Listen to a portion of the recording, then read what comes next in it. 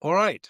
Well, welcome again to this latest edition of the Free Lunch, a short 45-minute lunchtime chat with somebody who I think can bring some interesting insights about leadership of business, whatever else we end up talking about. And I'm very, very excited to have with me today somebody who I've done some work with and consider to be a good friend, Shaman Ahuja, who is the Deputy CEO of an optimization software company called Optym, appropriately enough, in Dallas. And I think that the first thing I'd like to do, Shaman, is say, what is optimization software? Well, I would be happy to answer that, but I want to know, will I be served lunch during this lunch conversation? I'm afraid there's no such thing as a free lunch, Shaman, but if everything goes well, I'll definitely send you something. Okay, I love it. Well, happy to be here. My name is Shaman. I've worked at Optum for most of my life, and I would say the best way to explain Optum is probably going back to the roots of Optum and the history. So Optum was actually founded by my father, who in his former life was a professor teaching network optimization theory. So in most universities, it's the industrial engineering department and the specialization of operations research, which is really how do I optimize things. And optimization consists of various components. There's the inputs to the optimization model, there's the outputs of the optimization model, there's the objective of what you're trying to optimize, and then there's the constraints of what must you hold true. So, and the perfect example, which we can all relate to, is how do I if I'm commuting to work, what is the fastest way to get to work? Mhm. Every time I get into a car, do I go straight? Do I turn left? Do I turn right? The constraints would be the rules of the road. If there's a speed limit of 30, maybe I don't go over 40. Right. Depends how crazy of a driver you are. If there's a red light, you stop at the red light. So those are the constraints. The decision variables that you're solving for are those like left, right, straight, maybe I wait 30 minutes to leave until traffic Yeah. dies Best down. best So, time to yeah, leave and all that kind of stuff. Yeah. and the objective is get there in the fastest amount of time. So that general concept of optimization has lots and lots of applications because it's a very general thing. Yeah. And my dad was a professor teaching um, how to solve those types of problems, specifically in transportation. And when I say transportation, I mean very large transportation networks like railroads, airlines, trucking companies. Yeah. Because Um, initially your company did a lot of work with airlines, right? Actually, for the first 10 years, we were actually only entirely in rail. And then when I joined the company, we started working with Southwest Airlines, Hmm. one of the largest carriers in North America. Um, and the problem that we were solving for them was at the time, they had around 650 planes, several thousand flights a day. Most airlines come up with the schedule, which is like the timing of the flights, the routing of the plane, what plane type to assign each flight 6 to 9 months in advance. Right. So there's like a predictive component of what will the demand be by time of day, day of week, that month of the year. And then there's the operational aspect of the time it takes to refuel or the time it takes for passengers to connect from one flight to another. So just describing it, you can see how it'd be a highly like like very large combinatoric problem. So Yeah. how do I take all of those inputs, those constraints, and optimize the objective of making sure that there's a passenger on every seat, meaning I'm generating the highest amount of revenue and therefore the most profit. Yeah. So that is just one of the many types of problems that we solve across those various industries. I'm actually going to save this question till later, but just listening to you talking, I'm thinking this is a business that AI is going to significantly affect, right? Oh, And absolutely. so And then, mhm. Please maybe continue. we'll talk about that a little bit later, maybe, because I want to kind of keep going with your gradual explanation of Optum. Is really interesting, and I know that what you now personally are working on is actually the trucking industry, right? Could So you talk a little bit about trucking in US? I think people are really interested because I think they don't understand I didn't understand the kind of the scale of it, and also the scale of the opportunity to make trucking in USA particularly more optimized. Yeah, I'd be happy to. So trucking is actually divided into like subsectors, and we generally measure the or define the sector by the size of the shipment that is moving through the network. So Mhm, let's say you're ordering a pair of shoes off of some e-commerce store. mhm, That is falls into the parcel category. So the parcel carriers tend to be the UPS, USPS, FedEx, DHL. right. So the, as you can imagine, they have very, very large operations because you need to have enough density to justify like like being able to move those small packages and still have it be a profitable business. Like if I have one package in a 53-foot trailer that's mostly empty, it's like one passenger riding in Mhm, a plane with 300 seats. Like it's right, highly inefficient. So I need to have enough passengers to fill up the plane the same way I need to have enough packages to fill up that truck.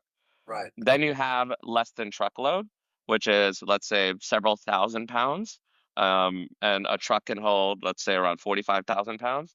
And then you have full truckload, which is doesn't need to go through these hubs to be like sorted and deconsolidated. They basically pick up in one location and drop off in one location. And that Okay. is full truckload, but treat that as if like you're chartering a flight for your Mhm, entire company. right, So I have enough people, enough demand to fill up the full plane, going from one place to another. Why stop in Atlanta, like if you don't need to, when you can go directly from the origin to the destination? yeah, So the area that we are working in, or the that I'm in charge of specifically, is full truckload. okay. Um, so it's a seemingly simpler problem because there's less moving pieces, right? You don't have a bunch of shipments that need to go to a dock and then move from one trailer to another trailer. You don't have drivers that are on like a recurring schedule, similar to like flight crew. You basically just have a driver with a truck and says, "Oh, I can take that load." So the barrier to entry is much lower. You just Right. need your commercial driver's license, maybe lease a truck, get some insurance, and get an LLC. And guess what? Now you're a trucking company of one. Maybe I hire a second, my brother, and then so we are now a part of the owner operator collection of trucking, and that's like a third of the network and over 90% of the registered trucking companies in America. So you got the truck, you got the drivers, the 2 brothers, but you gotta get the stuff in the back now.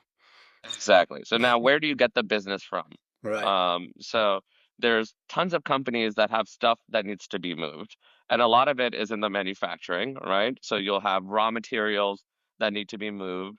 Oil and gas, you'll have like you mine for the gas and then you bring it to like I don't know, some processing plant. Same thing with the timber. Mhm, You harvest the trees, bring it to like some yeah, basically farm the trees, bring them to the harvesting unit and like process them, then deliver them to a paper mill. Like so there's all of those movements because you have so much volume, it just goes from point A to point B. There's so much of that. Every like store has stuff from distribution down to like the actual stores where like the Target that you buy things from.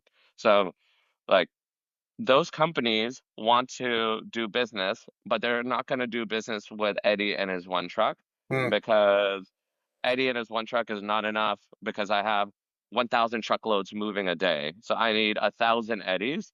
Now, do I want to work across 1,000 Eddies?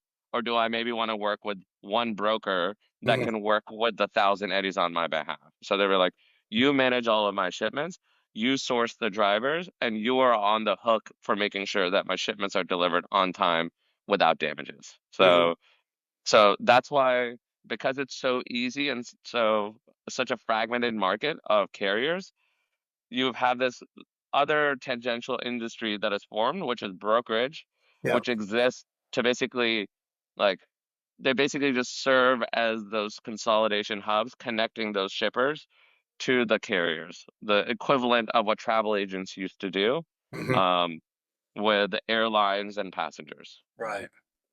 I'll just And work with one travel agent rather than the 30 different airlines that are out there.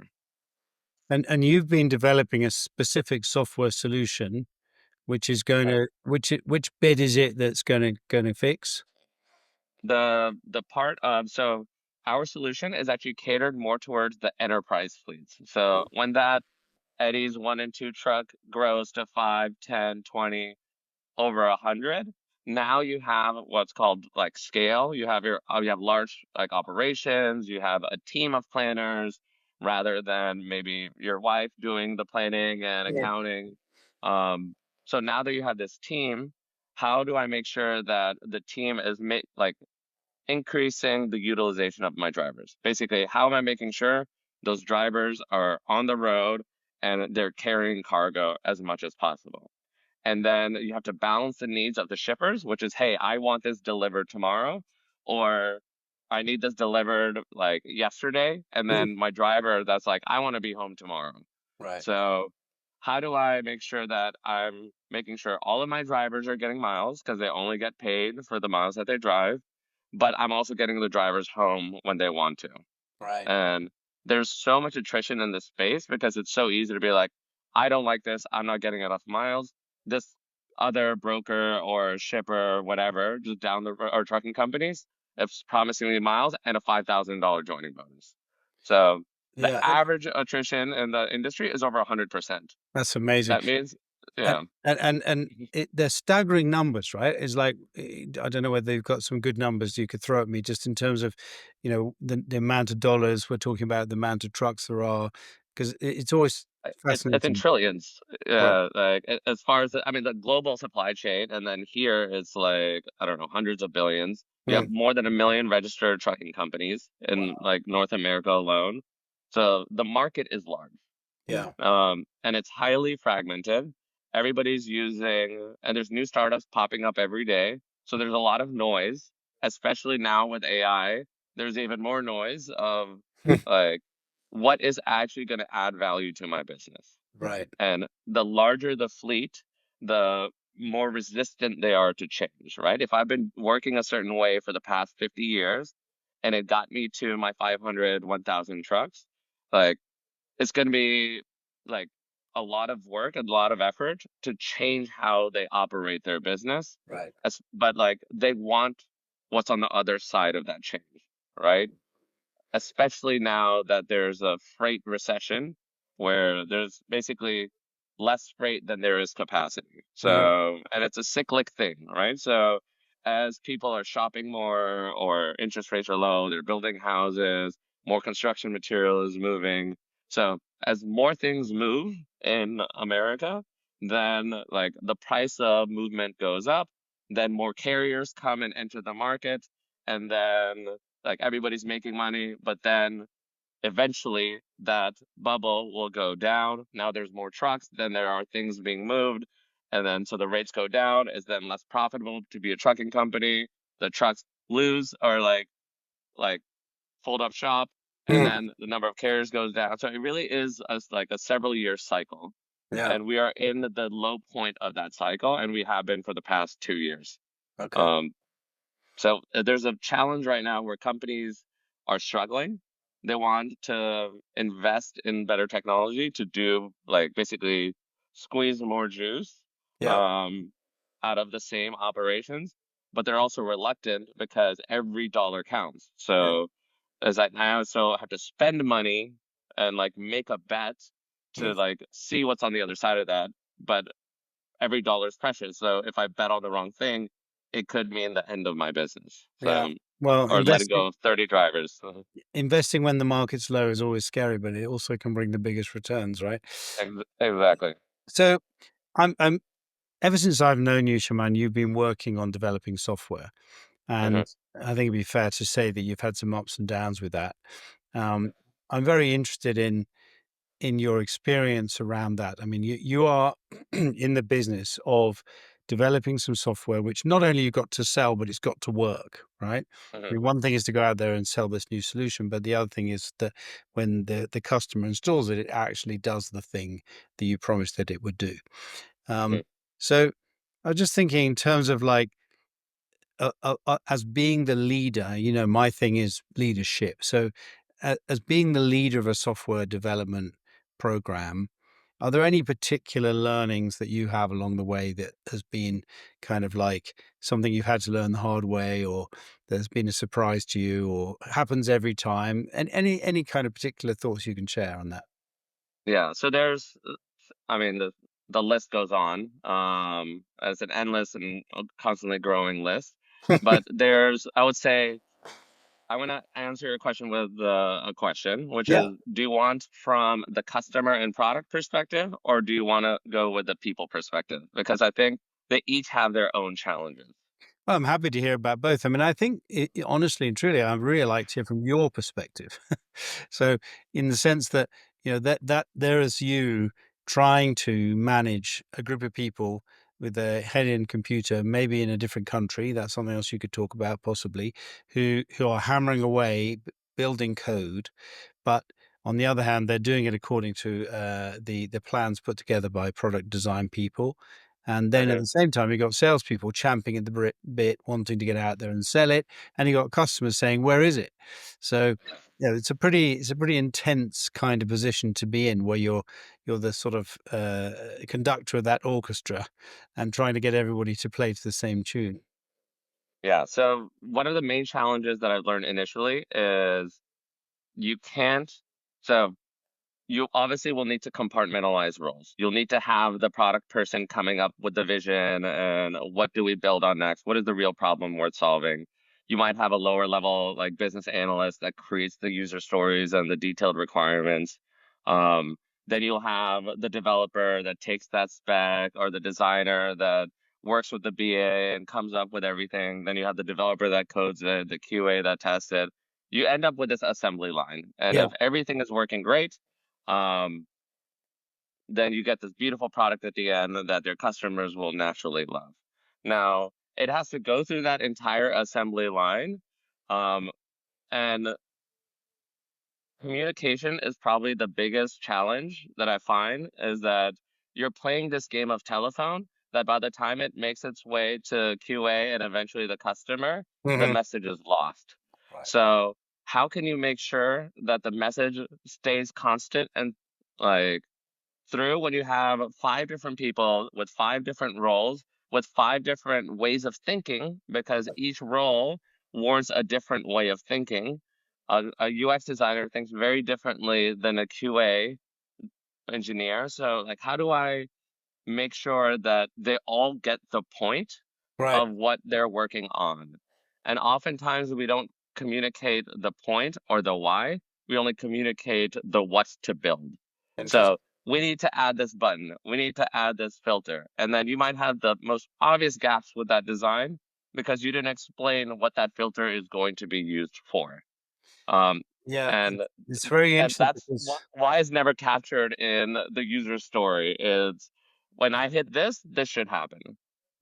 It's fascinating because in the end, you're talking about a kind of industrial process, but it still comes down to the same fundamentals of leadership, which is that the why is incredibly important. The purpose, why it might be why are we turning up here every day, but it's like why are we building this? Hmm. Why is this page important to the customer? And how, if it doesn't work in the correct way, will it actually affect the way that the way that people will see it and whether or not they'll believe in it, right? So Yes. I imagine that one of the challenges is getting these trucking companies to believe that your software is going to change their world. Yeah, absolutely. So basically, we need to make sure that the team that's responsible for building the solution understands the problem. So Right. that's like one aspect of every time you present the solution, present it alongside the problem, because during the course of design, development, testing, like there's everybody's going to make assumptions. The more clarity that they have around the problem, the better they will be at like answering those assumptions or having those assumptions be correct. Hmm. Now, if I just say build this and I give you no context, and as I'm coding and I'm coming up with ideas, I'm gonna like, oh, that probably means this, but it doesn't because like I just didn't give you the right context. So you make the wrong assumption.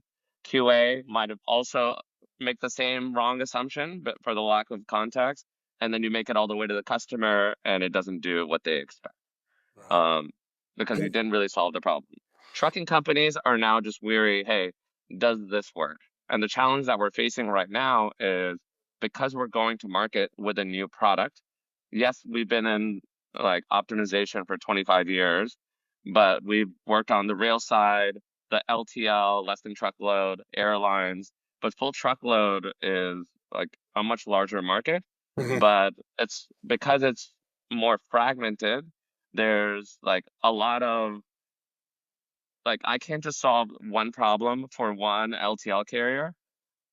Oh, I can solve one problem for one LTL carrier and then go down the road because the operations are very similar. Right. Truckload is like because it's fragmented, they all have different operations, and Mm. it's hard to say, does your SaaS solutions really work for me? So the Right. first thing they'll ask is who else is using this? Right. Right. So, and nobody wants to be first, but nobody wants to be last either. So, how can you convince them to like give you a shot as you're going to market with this new product when you don't even know it's a product yet? Um, but like get somebody to like bet on you Yeah. is what those first five customers are, is they're taking a chance. Yeah. Um, It's a need to build a partnership, isn't it? Um, exactly. the I think also certainly over the years something that struck me is that in any particular industry that the different competitors like to believe that they're very different. And Hmm. so telling them that they're very similar is not actually a particularly good strategy because they don't like it. So it's almost like you've got to say, "Oh, we've got this fantastically special thing for you because you're very special," and then going and saying the same thing to the next guy, but actually selling them the same thing. Yeah, no, absolutely. And oftentimes they are different, but they're not different in a material way that it affects the quality of our solution. Right. It's I haul flatbed or I haul refrigerated. It's like, okay, whether there's milk in your trailer Mm. or it's logs, like our abstraction is, well, we just have to make sure that the commodity being hauled is compatible with the trailer that it's going to Right. rest in, and that Mhm. trailer is compatible with the tractor that is it's hitched to, and the driver is trained to operate that tractor. So Yeah. for us, it's just a mapping of those four things. So the nuances of that particular business doesn't really affect our model, Right. but in their head, it's like a fundamentally totally different trucking company compared to Yeah. like yeah, It's somebody else this in the market. is and very important to be building those customer-centered solutions. You can't turn up with a kind of one-size-fits-all argument, and they're not going to buy that. And Exactly. and then there's another angle to the work I know you do, because if I'm correct, and tell me if this has changed, but your a lot of your actual development people are in India. Hmm. So therein comes like the cultural thing as well. So you've got a lot of people working away in India on a solution for people who are actually working in the United States. And so, do you find sometimes that there is a mismatch in understanding, perhaps based around what people's perception is of trucking in India, which is completely different from US, perhaps? Oh, 100%. And in fact, it was even worse with our Armenia office. So there was a period of maybe 15 years that we had operations in Armenia, Hmm. because my dad started the company with several of his PhD students. One was Indian, that ended up starting the India branch. One was Armenian, ended up starting the Armenia branch. And Armenia has great talent, but their communication isn't the best.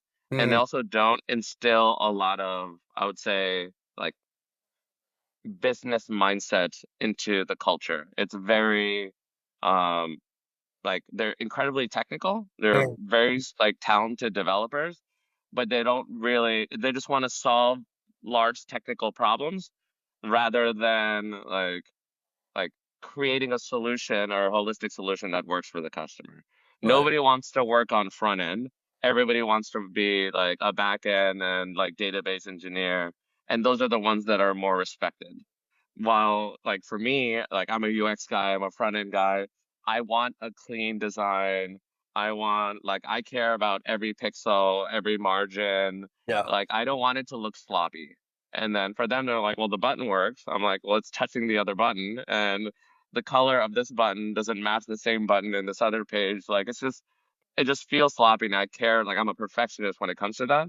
And they don't value that. And they Yeah. don't realize the value of that. So So you've got all instilling these that is different, like a cultural change. yeah, you've got all these different cultural things going on, right? You've got the national cultures of people in Yeah. different countries. You've got time differences to deal with, and then on top of that, you've got this sort of fundamental misunderstanding of what's important. That, not saying anybody's right or wrong, but people have different view.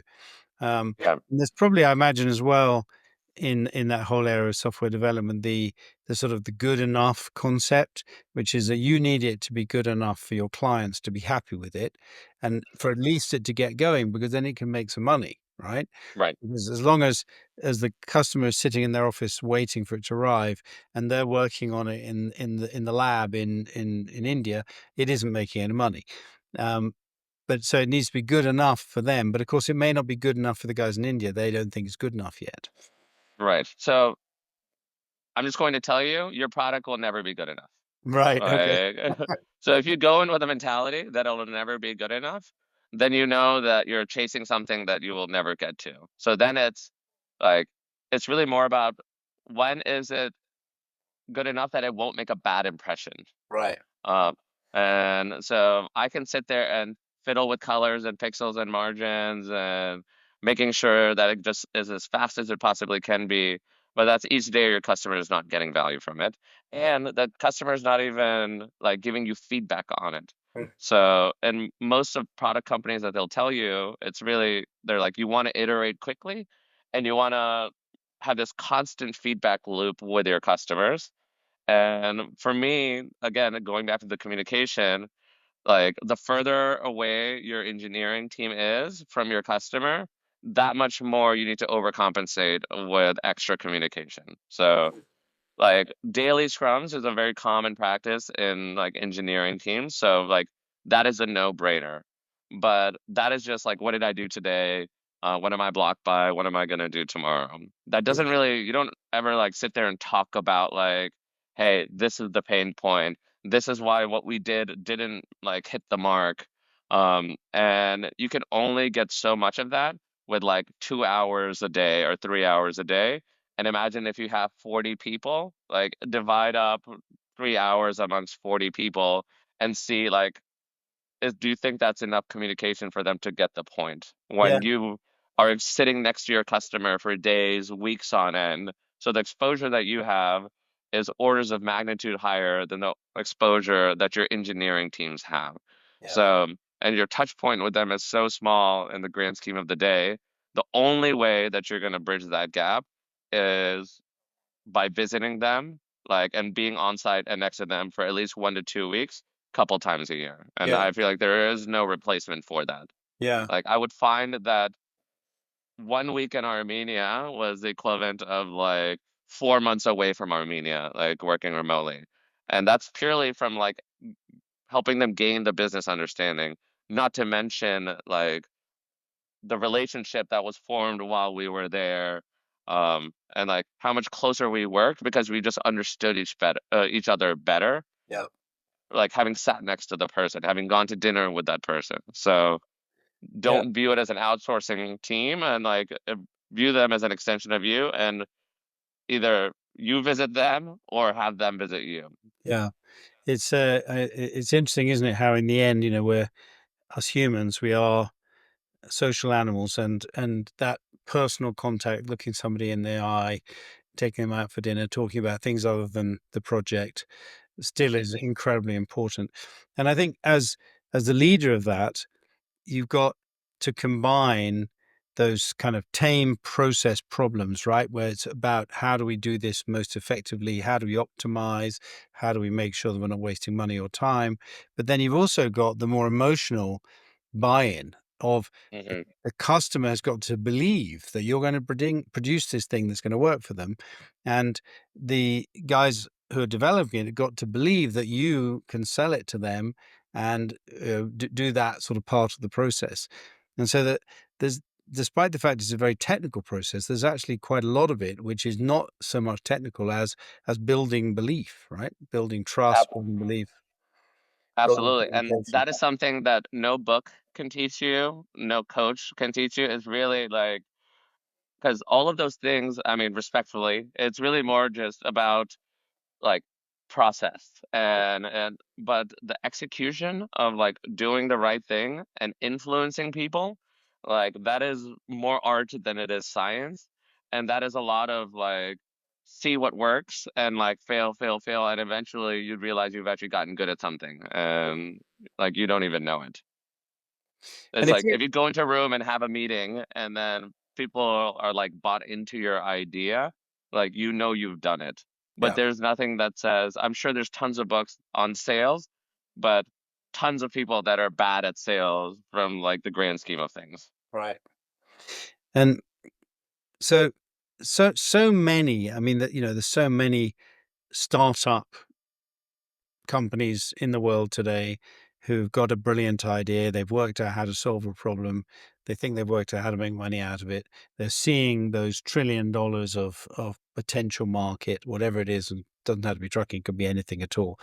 And then, then comes the crunch, which is to actually produce a piece of technology which does something. And so, would you, if you any aspiring manager of that kind of a project who's out there now today, would you have one or two kind of words of wisdom in terms of, this is what's going to happen, or don't be surprised when this happens? Is there anything particular thing that you've learned over the years? Yes. So the first one is it's very easy to overspend and overspend on the wrong thing. Hmm. So the sooner you can get to what is your like core solution, the core problem you're solving, or your core competitive advantage, then like you'll be in a much better position for success. Hmm. Is so in all businesses, it's a matter of can you get sticky before you run out of money. Right. Um, so getting to the stickiness of your product is should be your number one priority, and you'll have 10 different people saying that, hey, I think this is what is sticky. I think this is what is sticky. But only your customer will tell you what is sticky. And you also have to be like smart about choosing the right customer because what's sticky for customer one may not be sticky for customers 2 through 9, and 2 through 9 make up the market. One is just one member of the broader market. Yeah. So you want to make sure that you're choosing the right customer to be your partner to get that feedback loop with. Because if you pick the wrong one, you could end up building something that works for one, but misses the mark for the general market. So it helps to have people that come from the industry, or at least have one person that's a subject matter expert or has been exposed to the problem across like tens, if not hundreds of customers, rather than one that just worked in just that one company for 20 years and says, "Hey, no, I know the general problem," Mm, because you know the industry and you know that one company, but you may not know like the problem faced across all companies in that industry. right. So don't go broke before you've actually worked out what you're doing, Yes. and and pick the right partner or partners Yeah. for the development. Okay, well, those are two really good pointers. And I'm guess that that the financial kind of overrun. I mean, almost every project that we ever hear about, whether it's building a new train track or whether it's developing some new software or something, that always seems to go massively over budget and massively over time, right? I mean, is that just something that one needs to build in and say, okay, we said 100, but we need to plan for 130, and we said 100 days, but we need to plan for 130 days. Is that the way to Can you can do that, but then that 130 days will become 150 days. And so it's always a moving target and you don't know what you don't know. So do it? you only estimate and budget for what you do know. Mhm. Yes, you can just take that estimate, multiply it by 50%, and then tack that on as but that still doesn't mean because you will never be able to see around the corner, and you can't say that uncertainty is only 50%. You Mm, don't know what the error is in your estimation. right. So the only way you can actually determine that is by getting something out quickly, getting feedback on that, and then seeing like like, every time you put it in the hands, you've gotten to that corner, and Yeah. when you get that feedback, you've seen around the corner, but only to the next corner. So Yeah. then you Yeah. iterate. Yeah, so the faster you can deploy something and get it in the hands and collect feedback is the best way you're going to get closer and closer to basically seeing or having an accurate picture of how much work is actually left. And one thing I was wondering is, so if you take the kind of analogy of the restaurant, that you often think that the waiter's job is quite a hard one, that Uh-huh. they go into the kitchen and get shouted at by the chef, and then they go out and they have to take the order correctly from the customer, and then convince the customer that this is what they ordered, right? Um, Uh-huh. and you've got your Michelin star chef in the kitchen throwing knives at people and stuff, and it's tempting to think, well, wouldn't it be a good idea to get the customer in the kitchen and they could talk directly with the chef? But the reality is that that isn't the solution, right? And I'm guessing that probably it may be similar in the software development world, which is kind of getting your very, very incredibly bright software developer person in the same room as the client may not actually yield the kind of benefits that you might hope it would yield. Would that be fair? Yes, I'm glad you used the waiter analogy because in the science of product management, they actually say the difference between a good product manager and a bad product manager is the difference between a doctor and a waiter. Okay. Because a waiter just goes to the customer, gets their order, brings their order to the kitchen, and then has the chef make that order and then bring that plate to the customer and said, "Is this what you wanted?" Mhm. No? Oh, it's not? All right. Tell me what other order, what the order should have been. Let me pass that. So they're basically like a telephone between the customer and the chef.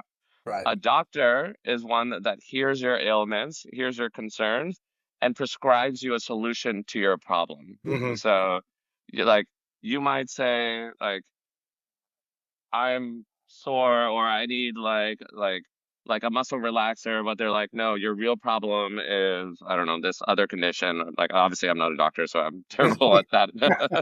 Coming up with examples, I just take Advil for all my problems, but that's the idea is you want to hear the person's concerns, hear like what their struggles are, and then prescribe them the solution to the underlying problem that is causing those pain. Right. So that is what a good product manager is. And a good product manager is so the going back to your analogy, like if the restaurant does a good job, they've done a good job by creating a good menu. Right. Not necessarily like the work is too late if the waiter's like, "Hey, what do you want?" It's Mhm. like, no, the Yeah, menu is your product, and the and that quality of you. Yeah. and I think the analogy does probably work to a certain extent in the sense that what we're saying is that the waiter has a fantastically important job if they Mhm, do it well. So if the product development leader, manager, the person in your role, basically, the mhm, key here is that you have to really understand the customer. You've really mhm, got to understand the customer and what goes on with them and why they want certain things. You've also got to really understand what goes on in the kitchen mhm, because it's no good if you promise mashed potato and actually back in the kitchen they don't know how to make it. That is not going to fly, right?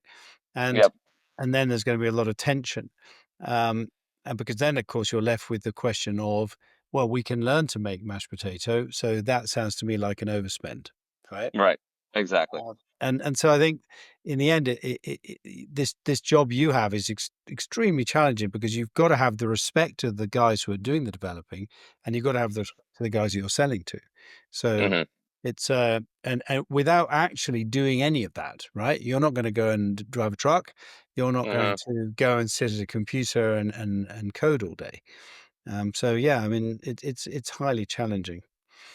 Um, Yeah. So the waiter in your example is actually the customer success manager equivalent in these like software engineering like teams, right? okay. So the product is already built, the it's already been scoped out, designed, the menu's there, the chef is already like coded it or like cooked it. The customer success manager's job is to make sure that we deliver the right dish. And then maybe if there's instructions of, well, you're supposed to take the soup and then pour it around like this and then eat it a certain way.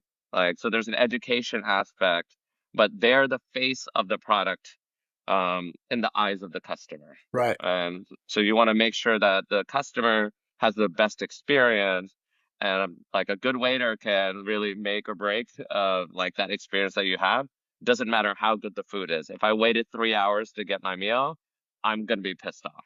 Yeah, Like, or exactly. if you forgot half my things, then I'm gonna be pissed off. If I said no onions and it's covered in onions, then I'm gonna be pissed off. So that you're right, that role is critical, but it's serving a different like it's solving a different problem. It's Yeah. making sure that the experience with the solution is the best. And you got to kind of know your limits of what you can promise and what you can deliver and how quickly and all that kind of stuff, right? I mean, all the different aspects of the software development process are pretty complicated. And then, of course, Hmm. the other thing is that, I always say that, context is everything, it's just about everything in life, and that your context is changing. So you already mentioned at the beginning that suddenly you've gone into like a 2-year trucking slump or freight Hmm. slump, and then no doubt that will change, and then that'll be a new context. But then you've got the other context, which is AI arriving Hmm. and coming in sort of left field, making a terrible noise and making everything more complicated. So I said I wanted to ask you about that later. How how do you feel in general? I mean, maybe in general with software development, and then more specifically around the projects you're working on in trucking. How do you feel that AI is kind of what's it doing now and what's it going to do in the future? Do you think? So what will it do in the future? Probably everything. Yeah, But that's the corner that I can't see around. yeah, And it's both exciting and scary at the same time. But right now, what it's doing for us specifically is really just like improving the productivity of our people. So like things that I would say AI has gotten to a stage where it's probably performing the duties of every like year 1 to year 4 employee. yeah, So if somebody leaves, we're less reluctant to hire a new person because one person with AI is like capable of achieving more than those like that person and the person that left. mhm, So we're now getting to a stage where people can just go much faster with tools like AI. But AI hasn't gotten to a stage where it can just replace you. Like I can't just say like design this product and then leave it for a week and have it come back and it has a beautiful like solution that checks all of my boxes. yeah, So there's this quote that my dad would always say. I forget who said it. It was success is 10% inspiration and 90% perspiration, uh-huh. right? So and I say, so my quote around that is AI has taken the perspiration out of success. Okay. So you still need that inspiration, but all of that heavy lifting and kind of repetitive work that you would have had to do in the past to achieve success has now been like a lot of that workload has been taken off by these AI tools. Yeah, So that is just internal productivity. Then, from a customer perspective, customers are like, how can you use AI to solve this problem? Because they know there's like this magical thing called AI and it's good at like predicting and like automating. Now, for them, they're just like, we want it, everybody's claiming that it has it. So now it's like, how are you using it? And how are you using it better than the person that's like claiming it can like solve all of my problems? Yeah, I mean, it's kind of coming to my mind is that sort of changing the airplane engine whilst it's in mid-flight kind of thing. No, I mean, it's like, Mhm. and it almost seems to me like every week AI becomes more powerful, more capable, more able to do new things. So I agree with you. I think your description of saying it's a little bit mixture of sort of scary and exciting. I think that sums up AI very well in just about across the board. But it's also, it's encouraging to me hear you say that it doesn't stop you from wanting to hire people because you actually feel that you can get somebody up to speed more quickly because a lot of things will work in an automated way that before maybe might have taken 3 months, you can do them much more quickly. Yeah, we have so we actually built a new product with like the front end with the two developers in a matter of 3 months. Yeah. And like it's a pretty like rich interface, rich like solution. But the fact that we're able to do that at probably 10% of the cost of the previous product, is just shows you the productivity of the rate that we can move now. Yeah. Now, is it a product yet? Are customers paying for it? There's still a business that needs to be built around it. Yeah. We got there much faster. Now, that doesn't mean we have a successful tool because there's still the sales component. There's Yeah. still getting enough like people onto the platform and that discovering the solution, that feedback to deployment, like that still needs to happen. It's Yeah. just whenever we have an idea, that inspiration of this is what I want to build, to like seeing the realized version of that inspiration is just much shorter. And you can just get to that same point with less people. Yeah, so you remember the old thing that the fast, good, or cheap, right? You can have 2 but not 3. And I think that maybe one of the things that AI does is that it actually speeds things up so that you can still actually have a decent cost and quite quickly and at a good quality because of the fact that it can speed things up in a way that wasn't possible before. That's interesting. Okay. Um, well, Shaman, amazingly, we've been talking for 47 minutes. And I always do like to keep these conversations to around 45 because the idea is that they're people's lunch times. And I want Hmm. you to have time for your lunch, even though it's not going to be Yes. free. Um, and so I wonder if you could just sort of round up the conversation, which I really enjoyed, by the way. And I think for somebody who's maybe going into the world of software development, managing software development teams, this has been a really, really interesting conversation. Is there any particular kind of word of wisdom or something that you would just to leave people with in terms of, if you're going into the software development world, one thing I would look out for is this. Anything particular thought? When you say, but in what role would you say? Are you saying as a executive starting like a Yeah, tech I would company, go. or just like I want to be a programmer? No, I was thinking more somebody in like your position who is that kind of juggler of so many different balls in order to essentially achieve something, right? To deliver the why. And maybe that is the point, really, that you've made that point really well, which is that you can have any amount of development people and any amount of labs and whatever it may be, but in the end, you've got to deliver against the why. Yeah, I would say so there's the obvious of stay close to your customer. Hmm. And then if you're in an executive or like CEO type role, then you're gonna need to be good at sales. You're gonna need to be one, you need to grasp the problem, and you need to be good at convincing people that your solution is really the solution to that problem. Right. But I would say the most important thing is having a good support structure. So a good, strong leadership team Hmm. that that is not only capable but complements each other. Hmm. That you're not all just an echo chamber saying the same thing. That you have a healthy enough relationship that you can actually push back and say, no, I don't think that's a good idea for this.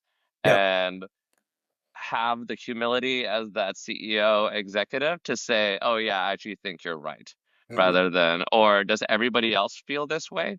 And it's like if everybody feels this way, there's like, okay, maybe I need to like pump the brakes or go a different direction or just not be so like forceful in my way. So having a strong support structure that can what brings like opposing and complementary views, but like still is able to work together for a single like direction, I think that is huge. And that is, if there's one thing you're going to invest in, is making sure the first three hires that you have are rock stars that are different than you.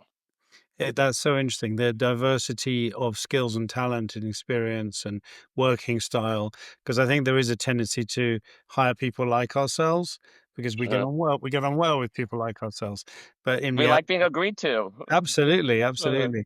But yeah, so I love that. So I think in summary of what you're saying is that diversity that you bring into the team, that you then couple that with honesty about mhm, saying to people in this space, we say what we really see and what we really believe. And then yeah, the trust part, which is that we don't all then lose our rag and start screaming at each other, but we actually listen and, we take action.